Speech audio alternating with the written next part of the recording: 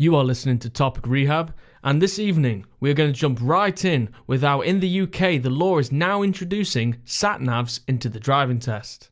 From the 4th of December, learner drivers will now need to be able to follow the instructions of a sat-nav to pass their test. I brought this to the table today because I personally think that by adding this, it will take away the part of learning how to read the road, know directions and pay attention. Relying on technology has become a part of life over the last few decades, but adding another protocol to learning drivers I personally think is ridiculous.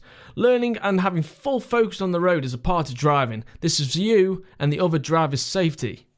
Question: how many times have you been using a sat-nav when you have been driving? Now, I mean operating it because it's failed you or it's shite, or even to change to a different route. Making it mandatory to use a sat-nav on the test will probably be affecting your knowledge of the roads, and prioritising you to the quickest route may not always be the best option. I mean, if everybody took the same route and not knowing about the more scenic route, isn't it obvious that inevitably it'll end up being the slowest route, especially if some twat has had an ironic accident a mile in front of you? Satellite navigation is an innovating invention to discovering new destinations. But these devices don't just show and tell you a route to a destination, they also inform you the speed limit, and the expensive brands tell you where the speed cameras are and if you're driving over the speed limit. The driving over the speed limit alert is a brilliant feature, but with saying this, there's an option to alter the volume of this feature. Now, I know roads update and new ones are being built all the time, but the cheaper sat-navs don't have lifetime free updates. People driving down one ways or getting lost due to this flaw are frequent. GPS applications can now be found on mobile phones, and most of them are updated regularly, so a lot of people are resorting to mobile because it's cheaper and more convenient. Saying all this, operating a mobile whilst driving is still illegal. So, are sat-navs a brilliant invention, and should they become a part of the UK driving test? You decide.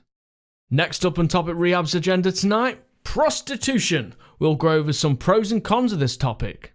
Prostitution is one of the oldest professions and is illegal in the UK. Although saying this, this act is still a part of life for many people. Now, we all have different views on prostitution, but personally I think there are more pros than cons to the job. But hear me out. Now, a good old rogering is part of most people's lives, and if you look hard enough, paying for it is still an option. You could jump straight in with the opinion of, well, if they make it legal, then it makes it easier for my husband and wife to call up and cheat. But, well, I say if someone's going to cheat on their partner, they will do it no matter the law. Prostitutes, male and female, have gained a reputation for possibly having STDs. Now, true or not, if made legal, it could be made mandatory for them to be regularly checked, etc. Talking about reputation, pimps have built up a reputation for treating their workers with no respect and abuse. If to be made legal, they could have licensed employers, which will certainly help make this obsolete. Flirtation and the chase is all part of building relationships, but some people decide that others are objects and that sex is always the prize at the end of the night. Making sex available to anyone over 18 could help with frustration, including trust, and to give more choices, inevitably avoiding rape to the innocent. Making prostitution legal will eliminate illegal activities such as itself, as there will be no benefits going to an illegal service.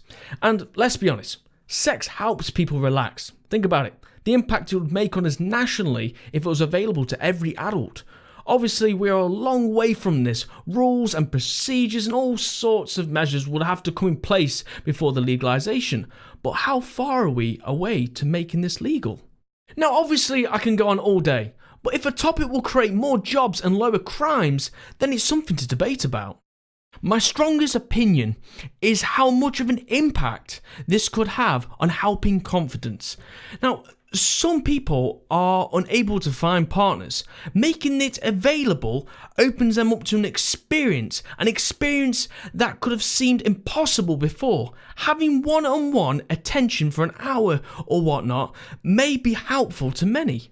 After saying all these possible positive effects of legalising prostitution, there is another side to my argument. If making prostitution too easy to get a job in, this could lead to people using this as an easy fallback option as a career. This could cause long-term mental illnesses or unhappiness for the men and ladies of the night.